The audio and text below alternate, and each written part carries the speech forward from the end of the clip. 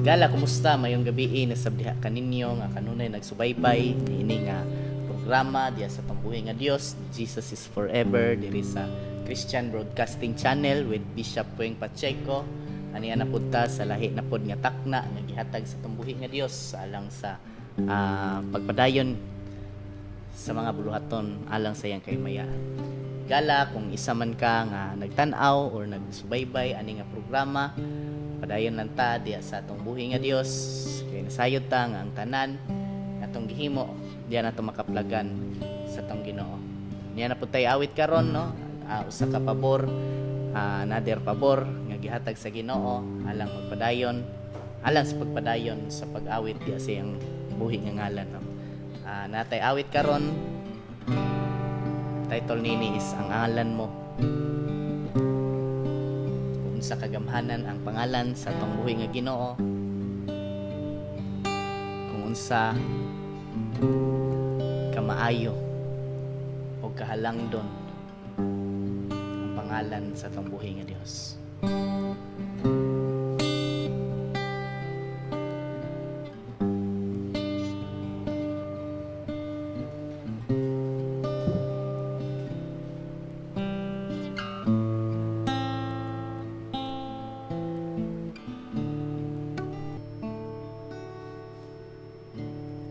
Kawang kaluwasan, kawang kaayuhan, kangit-ngit kilupi, kamatayon gipunto sa pagsugid sa ngalan mo. Sinugdan o katapusan,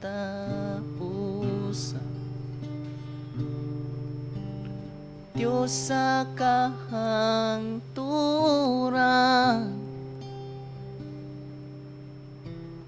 tigpanalipod nusagaho, hari sa tanang hari, hanan ang ngalan mo.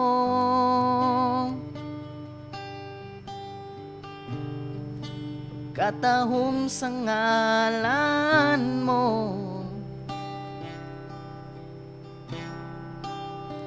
labaw ka sa tanan.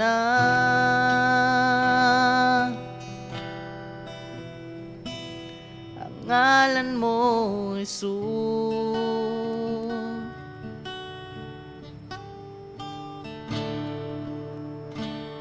Kawang kaluwasan,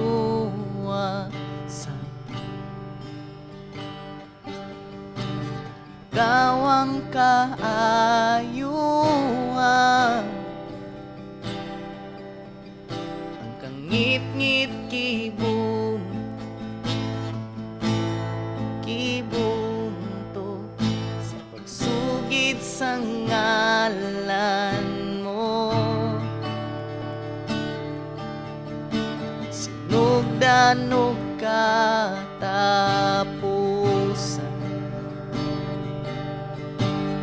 Diyos sa kahangturan, tigpanalipod puno sa gaho, hari sa tanang hari, hanan ang ngalan mo.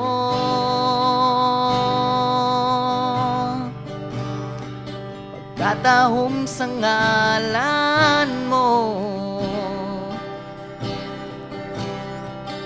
nabaw ka sa tanan.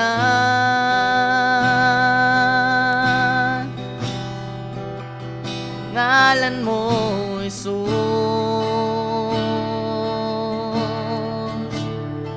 gamhanan ang ngalan mo.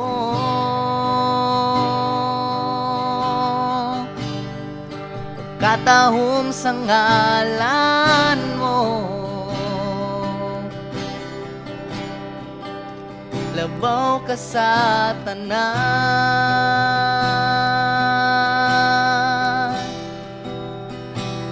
ngalan mo, Jesus.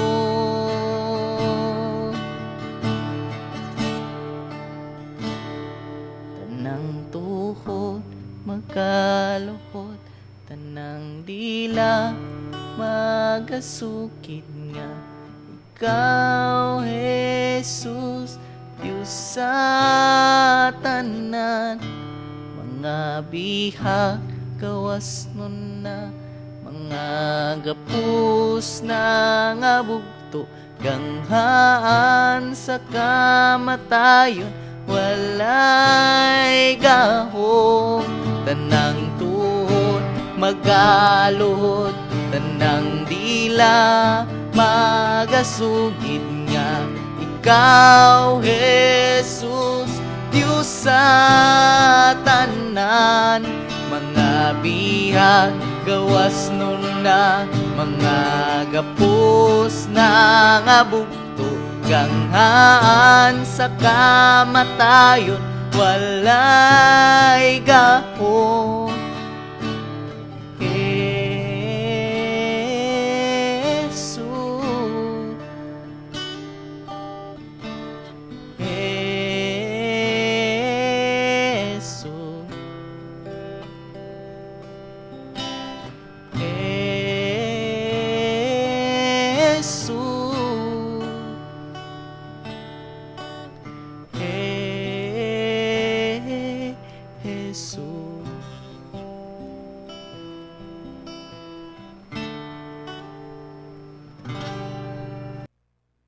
Maayong gabi sa tanan, dalago ng Ginoo.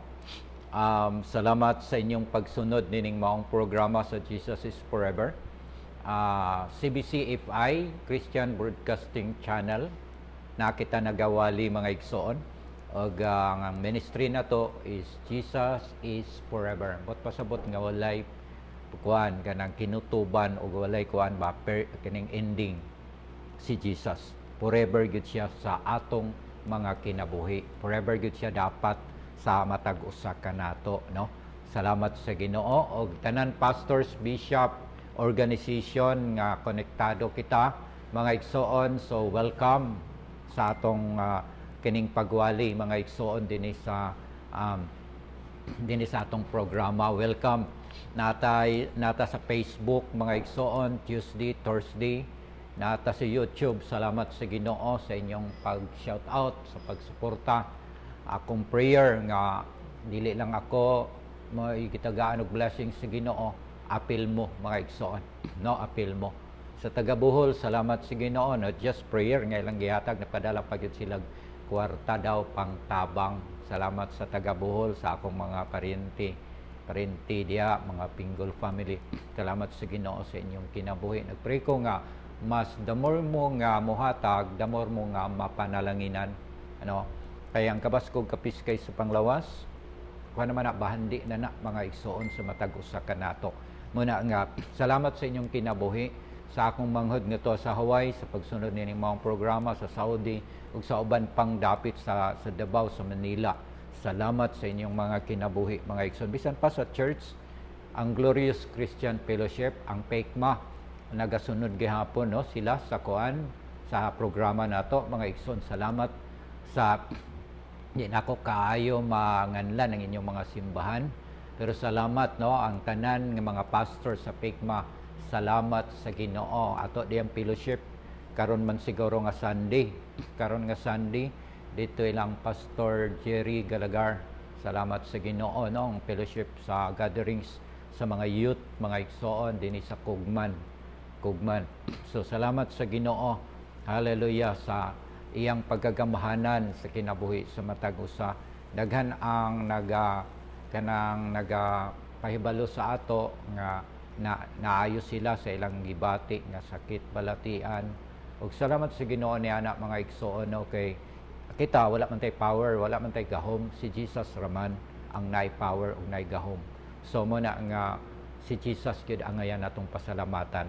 Mga doon na may tabangan sa mga pag-ampo, tabangan nato sa pag-ampo. Kay gituluan man putas Ginoo nga kanang si Jesus nagpakita sa iyang ehemplo nga sa pagkamainam poon, total dependence upon His Father.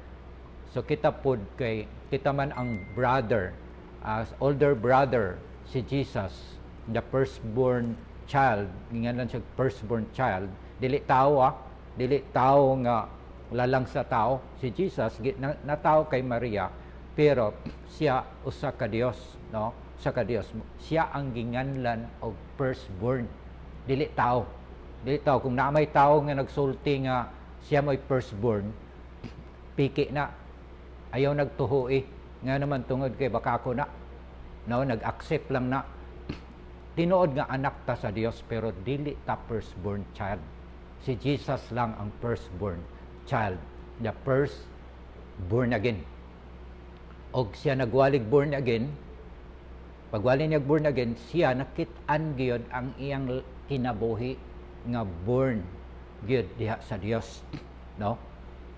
Kita nagsunod sa gitawag og nataw pod pag-usab, hinay-hinay nga nabag-o ang atong kinaiya, ang pagkayawan-on nga kinaiya, ang pagka kaning garbuso nato ug ang tanan klase sa kinaiyahan na tangtang na nag-anam siya kawala sa ato, no? Di pa man totally kinaapata niining lawas nato, no? Naapata ani, pero ang perfect nga panahon mga igsoon sa diha na sa pag-atubang na nato sa Ginoo, mo na siya ang perfect nga panahon. So salamat sa Ginoo mga igsoon sa inyong pagsunod, o pasalamat ko sa akong amigo ang Jag, si Mr. Jag. Salamat sa Ginoo nga ikaw pod panalanginan sa Ginoo. I-bless ang imong negosyo, imong ministry, imong pamilya. Akong prayer nga palambuon pa sa Ginoo ang imong panglantaw. Salamat sa Ginoo. So now karon mga igsoon, padayonon nato ang atong paghisgot mahitungod sa prayer, no, nga gitudlo ni Jesus mga igsoon, according dinhi naa sa Luke 11:1-4. Atong milabay nga simana atong ginawali man kini, pero wala nato siya mahuman. So ato ni siyang humano, no? Luke 11:1-4, minsan nanalangin si Jesus sa isang lugar,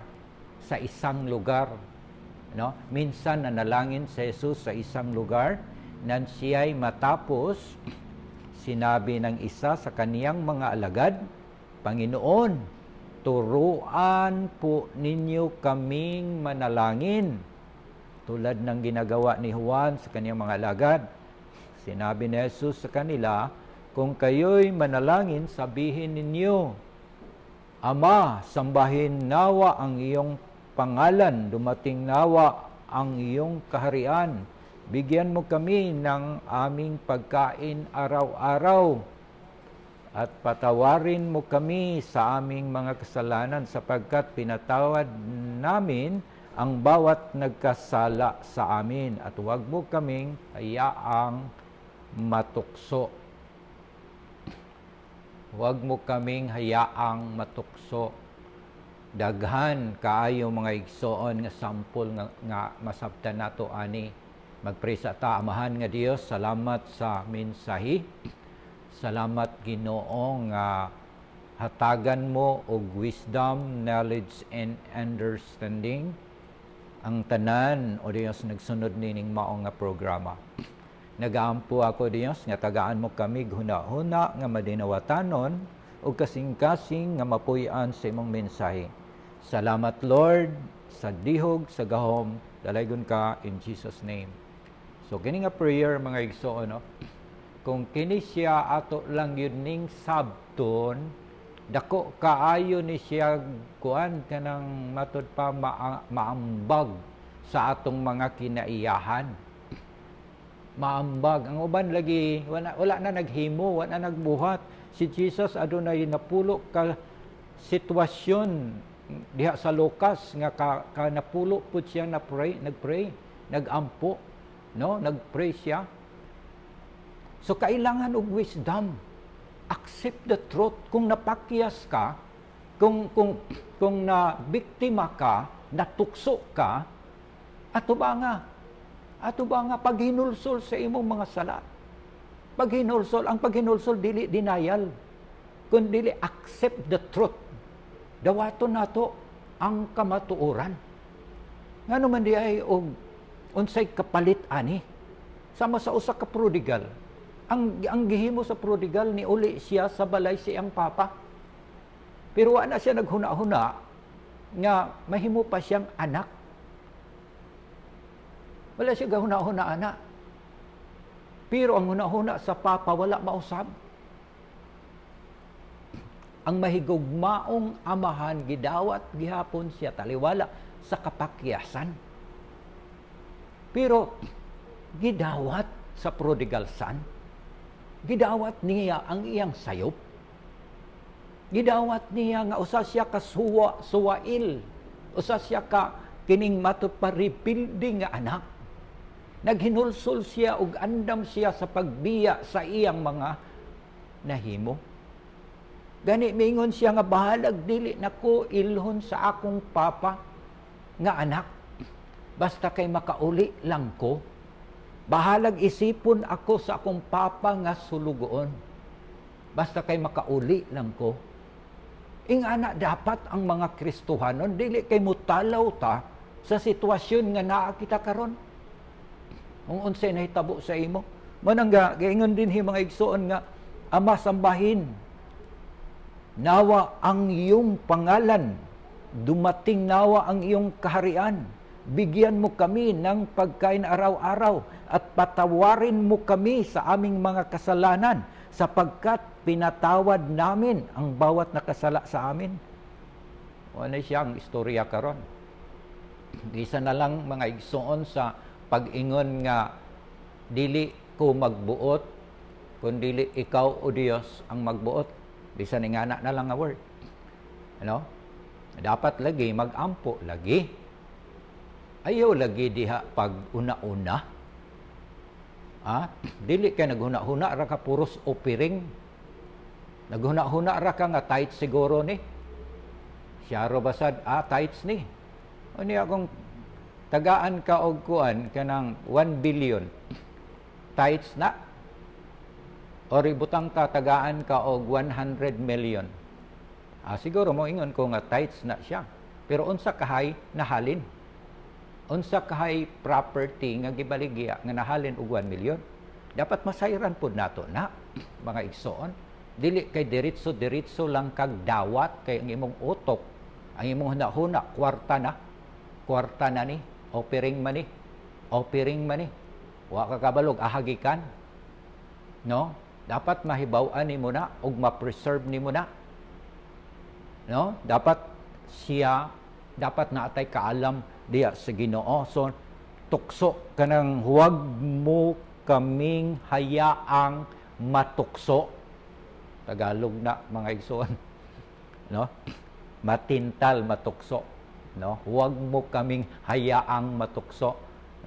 Ang Ginoo nagbantay raman pod na nagbantay, naminaw kung unsay prayer nato. Kay unsay gipangayo nato, mora man pud nay tubagon sa Ginoo. Mora pud nay tubagon kung gusto kang madato, pag-ampo nga madato ka nga sa tinarong nga pagi, no? Ngayo ka og abilidad nga unsa nga klaseng negosyo nga imong mahimo para nga mosuwag pud ta kay lisod man sad kaayo pod nga mabilin ta, ma-accept tag mga anak tas Ginoo pero baklay, no? Naay alagad sa Ginoo nga nag-ingon nagsangyaw dayon siya kay wala man gud siya sakyanan. Bisan motor wala gani siya motor pero iyang mga kauban ay multicab, nay auto, nay motor. Dahil nagsangyaw sila medyo sa layo-layo nga dapit. Ingon dayon siya nga matuman yun ang giingon sa kasulatan diha sa Mateo 19, panglakaw kamo sa tanang katawhan sa tibuok kalibutan. Panglakaw, dili magsakay. Tungod kay naghuna-huna manggod siya nga kanang ang magsangyaw magbaklay. Bisan sa unsa kalayo, basta kay magbaklay. So mura gyud na iyang gibarugan. Kay naagod kuno sa Biblia nga panglakaw dili magsakay. Panglakaw. So ambot ug unsay nahitabo adto sa ila, medyo naman to sila naglalis tungod kay layo manggod ang ilang adtuan nga sangyawan. So siguro mga tunga sa adlaw, isa ka adlaw nga binaklay siguro sa paglakaw, mo na siguro ang budget ana. So kailangan nato sabton pag-ayo mga igsoon, no? Kailangan gyud og wisdom. Kailangan gyud siya wisdom. Dinhi mga igsoon, Jesus doctrine of prayer, Jesus praying. This gospel often presents the perfect man in the prayerful dependence upon God. So dapat si Jesus is dependent upon the Father, and we also are dependent upon the Father, no, in Jesus' name. So Jesus instructing in prayer. This is more correctly the disciples' prayer rather than the Lord's prayer. Since he was sinless, could never himself pray, "Forgive us our sins." No, in Matthew 6:9-13, the prayer is on the Father relationship and may serve as a pattern of all those in his family. So ang pagtan-aw sa amahan sa ato nga naga-depend sa iyaha pamilya, no? Family. So mo nay paglantaw, father's relationship and may serve as a pattern of all those in his family. So na kay Father, na kay gamhanan nga Father, na kay gamhanan nga Jesus, na kay gamhanan nga Holy Spirit. You know? So we are family. We are belong to one family, the God's family. So now, why you doubts? Nganong nagduha-duha ka? Nganong nahadlok ka? Nganong na-confuse ka? Nga naman kay Father nga magtatabang. Dool sa iyaha, accept your failures. Dool sa iyaha, kay mauna dapat ang atong buhaton. Okay, now, dinhi, in Matthew 6:9-13, related to the kingdom of heaven, is at hand and was strictly speaking for the Jewish disciples of that era who anticipated the establishment of the kingdom. His petition, however, are applicable in every age, as such have relevancy to the church today. So, dili kay maingon tapod nga ang atong Ginoo Hudiyo, so magtuon ta og sinultian sa Hudiyo, lisod na kaayo, kailangan nato nga gamiton pud nato ang atong kaalam, no? Naapod din ni mga pundok nga nagwali na sila kaning Hudiyo nga mga pulong, bisag mga Pilipino sila, Hudiyo ang ilang gigamit nga mga pulong. So okay ra gyapon na kung naa sila taas kay nga panahon sa pag-study, sa pagtuon ana. Pero ang Ginoo is nakasabot naman siya. Nakasabot na siya og binisaya ra gyud taman lugar kamuray maluwas kay kabalo mo sa Hinudiyo nga kuan ganang Hebrews nga sinultian. Ano, dadaghan man mas maturity pa man nga mga tao nga naay faith nga wala sila nakabaloan na. Pa sila kabalo. Hallelujah. Ang hallelujah is kanang tanan nakasabot ana mga pagdaig sa Ginoo. Pero dili gyud mga igsoon tanan nga nakakaton sa mga gitawag og sinultian sa Hebrews. Okay? So Luke 3:21-22, Luke adds the details of Jesus was praying when he was baptized and the heavens were open, and the gospel of the perfect man often pictures Jesus praying as the expression of human dependence. Okay, human dependent expression. Gi-express, gipakita, gipadayag, gihulagway ang usa ka tawo nga nagtuos Ginoo dapat mainampuon. Hallelujah. Okay, so muna siya no at his baptism in the wilderness by calling the 12 at Caesarea Philippi before the transfiguration when he instructed in prayer for Peter in Gethsemane on the cross at Emmaus, nag-pray si Jesus. Nag-pray siya anang panahon na. Siguro dili kaayo maingon ta nga nag-pray ba di siya? Silent man lagi, dili man, no? Pero nag-pray si Jesus. Naay mga verse ana mga igsoon sa at Emmaus, Luke 24:30. On the cross, Luke 23:34. In Gethsemane, Luke 22:41. For Peter, Luke 22:31-32. When he instructed in prayer in Luke 11:1-4, before the transfiguration, Luke 9:28-29, at Caesarea Philippi, Luke 9:18, by calling the 12, Luke 6:12-13, in the wilderness, Luke 5:16, at his baptism, Luke 3:21. So, nagpray siya aning napulo ka sitwasyon sa iyang ministry, no? Sa na-record lang kay Luke. Sa record lang ni Luke. So adunay napulo ka dagkong panghitabo sa nahitabo sa life ni Jesus diha sa libro sa Lucas. Unang salamat kay sa Ginoo mga igsoon. Tanan nga wala pa nakadawat kay Jesus na personal nga Ginoo ug manluluwas sa inyong kinabuhi.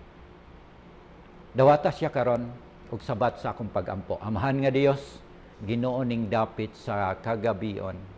Niduol kami diha kanimo uban sa pagpaubos. Pasayloa kami sa among mga kalapasan. Musunod na kami diha kanimo Ginoo. Sumala sa imong pulong sa Roma 19. Kung isugid namo sa mong baba nga si Jesus Ginoo, mutuog kami sa mong sa kinasing-kasing gayon nga siya nabanhaw gikas mga minatay, ug maluwas kami. Salamat Ginoo sa pagluwas mo kanamo. Dalaygon ka sa ngalan ni Jesus. Amen. Tanan nagsakit, tanang nagbalatian mga igsoon. Wala imposible sa Ginoo na amang ko'y ginaprihan mga igsoon, no? Ang Ginoo gyapon nagamit sa ato sa cancer. Ang cancer, according to the doctor, 6 months tanning. Dayon gingna nato siya nga sulod sa simbahan, ayuhon ka sa Ginoo. And 3 times niyang fellowship, totally healed na siya. So, but pasabot mga igsoon nga maminaw lang gyud tas Ginoo. Then buhaton lang gyud nato ang atong buluhaton. Kung ako panggamhanan adto tanan sigurong nag-cancer, ako gyud nga ipasulod sa simbahan para sila maayo. Pero Ginoo man gyud to, ang Ginoo man gyud to atong panahon na atong oras, atong minutuha, siya nagamit sa alagad sa Ginoo. Muna nga mag-pray lang gyud ta, mag-ampo lang gyud ta. So daghan pang nagsakit, nagbalatian giayos sa Ginoo. So nagpray ko sa tanang nagkasakit. Amahan nga Dios, salamat kaayo sa higayon o panahon nga gihatag nimo kanamo. Nagaampo ako Dios, tanan nagsakit, nagbalatian naaman sa ilang balay ug naman sa ospital karon, nagaampo ko nga imo silang ayohon. Nagaampo ko nga imo silang hikapon, kung sa may kalapasan o kasalanan nga ilang nahimo, imo silang pasayloon. Hikapa sila og milagrohi ang ilang mga lawas karon sa ngalan ni Jesus. Receive your healing right now in Jesus name. Amen ug amen. Dalaygon ang Ginoo mga igsoon, wa antay panahon. Ang ubos nga lagad si Ginoo, Bishop Wing Pacheco, nagapasalamat sa matag usa. Dalaygon ang Dios, maayong gabi sa tanan. Amen.